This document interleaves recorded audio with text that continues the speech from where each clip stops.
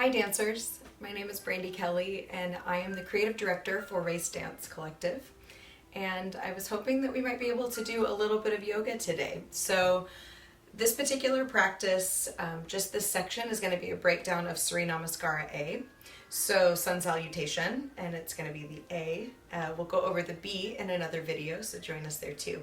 But sun salutations are something that you often see in any kind of a yoga class that you might go to in a community. It's also a really lovely warm-up to begin with in any dance class, in any practice. It's something that I like to do before I take pretty much any style of class. Gets the upper body moving, gets strength in the lower body too, and it just overall is a really great exercise. So we're going to walk through that first, and then we'll practice that together. So on our sun salutation A, we're going to plant the feet into the floor. Now in a more traditional sense, we might have those toes kind of very near each other, but we're going to have those feet really wherever is comfortable, probably right underneath your sits bones or in parallel first, as a dancer might know it. So in that parallel first position, we're going to start rooting our feet into the floor, and we'll talk about where we are all the way up to the top of the body. So all four corners are rooted into the floor.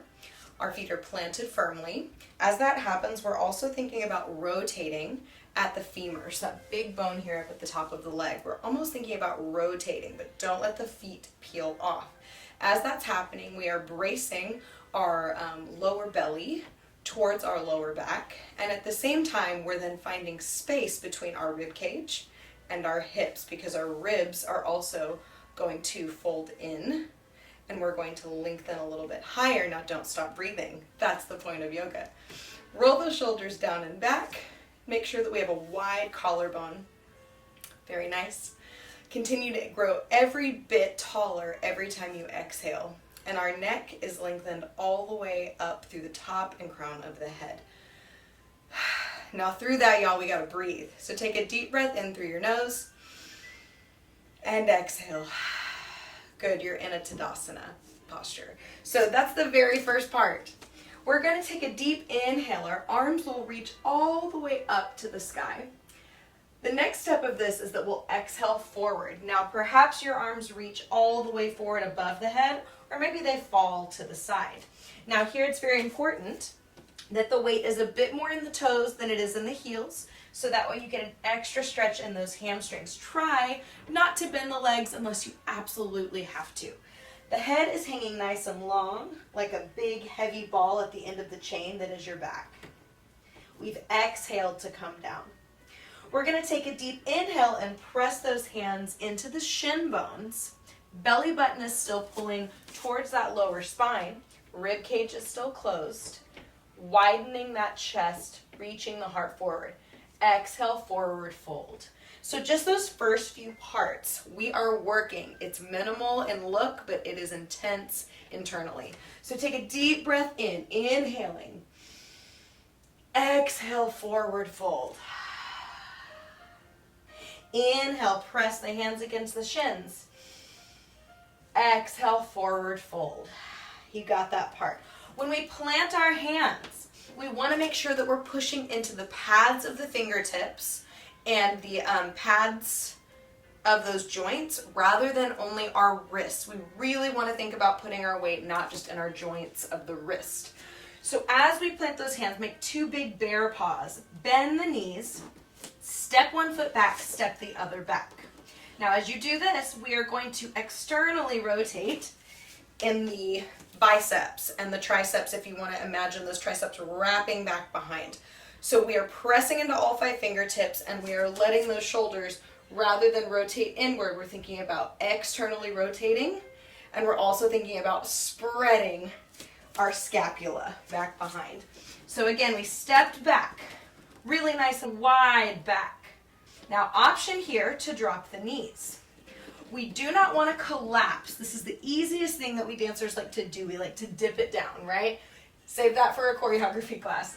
Instead, as we do this, press the tops of your feet into the floor, bend the elbows into the side body, and instead of leading with the top of the head, lead a bit more with the chin and widen between the collarbone.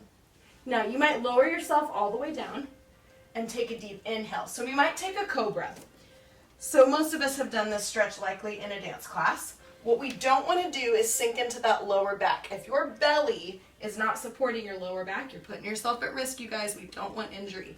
So press the tips of those feet into the floor, hug the elbows into the side, belly button close to spine, and lift. If you can lift the gaze a little without sinking into the lower back, do so. From here, plant it back down. If you have the strength that you have built by doing those things, you could lower down with the knees, and you might even lift those hips and press into the tops of the feet. But what we don't want to do is sink in to those shoulders by letting them roll up by the ears. Option number 2 as you lower down is not at all to put the knees down. So we would hover and flip to that upward dog. Now, let's try that all the way to there. The inhaling and exhaling is the most important part. So let's do it, y'all. Inhale. Exhale, forward fold. Inhale, press against the shins, micro lift. Exhale, plant those hands, step it back. Your option, lowering down. Inhaling, upward dog or cobra. You've made it. And we exhale. So let's go ahead and look where you might be from that cobra. So pressing the tops of the feet into the floor, lowering down, exhale, tuck the toes, lift the hips, and you might step into that downward dog. Another option, cobra, tuck the toes, lift to that plank position, send the hips up, you might even walk it in, or you can take that jump that we had earlier. The same thing would apply for that upward dog. Lift the hips, place those feet flat on the floor. Now, this downward facing dog, let's talk about it. So same idea as when you're in your plank. We want to continue to not let those shoulders and ears become friends. Pretend like you have these beautiful diamond earrings on and you want to create that nice space for them.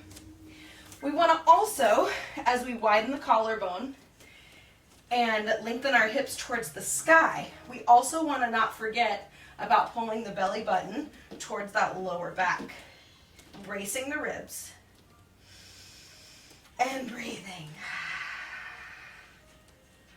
Good. So we have that downward dog. From here, look forward in between the hands just slightly. Take a micro bend of the knees. You will either walk forward into that halfway lift, or you might even take a little press to reach between those fingers. So either way, we're looking forward, inhaling, finding yourself forward, and exhale, forward fold. Reversing this part, you know this. Inhale, find yourself roots all the way to your branches. And exhale, find that same Tadasana posture. So you guys, that is just one full breakdown of Sun Salutation A. So let's just do that all together. Breathing, inhaling, and exhaling, and I'll cue those with you. Let's practice, dancers. Inhaling, exhale, forward fold. Inhaling, micro lift. Exhale, plant the hands, step it or back. Lower down.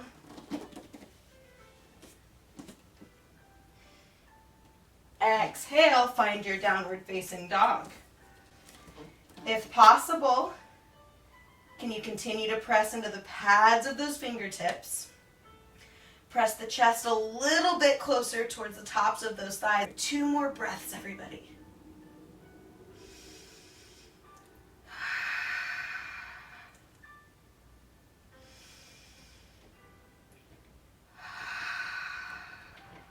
That's your 5th breath.